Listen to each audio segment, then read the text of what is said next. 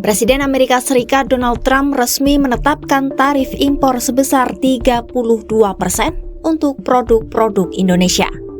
Trump mengumumkan tarif baru untuk 14 negara termasuk Indonesia melalui surat yang ia unggah di akun Truth Social miliknya pada Senin 7 Juli 2025.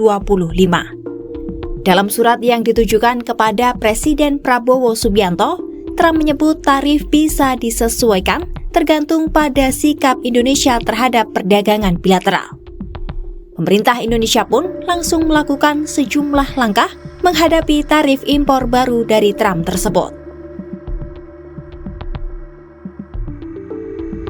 Respons cepat Indonesia ditegaskan lewat Menteri Koordinator Bidang Perekonomian Airlangga Hartarto yang langsung bertolak ke Washington DC untuk kembali melakukan ruang diplomasi dengan AS. Kunjungan ini dilakukan Airlangga segera setelah ia mendampingi Presiden Prabowo Subianto dalam KTT BRICS di Rio de Janeiro, Brasil. Airlangga dijadwalkan tiba di AS pada Selasa 8 Juli 2025 dan akan langsung bertemu dengan pejabat pemerintah AS untuk mendiskusikan tarif tersebut. Ruang negosiasi bagi Indonesia masih terbuka sebelum kebijakan tarif Trump resmi diberlakukan pada 1 Agustus 2025.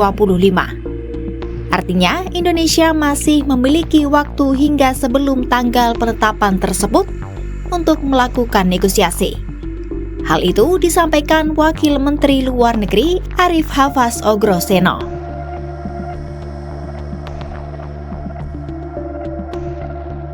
Ia pun berharap proses negosiasi Indonesia dengan AS yang ditangani langsung oleh Menko Perekonomian Airlangga Hartarto bisa mencapai hasil yang baik.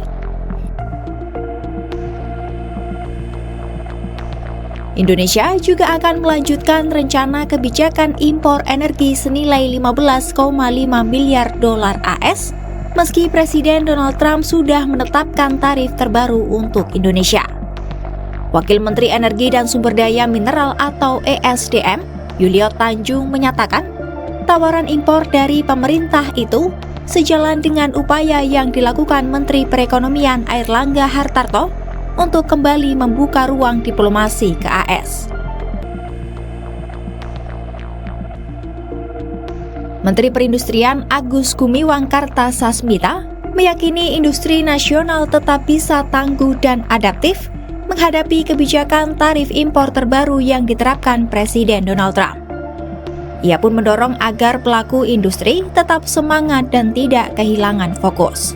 Ia memastikan pemerintah akan terus mendampingi dan memfasilitasi kebutuhan industri agar terus bersaing, bertransformasi, dan berinovasi dalam kerangka ekonomi berkelanjutan.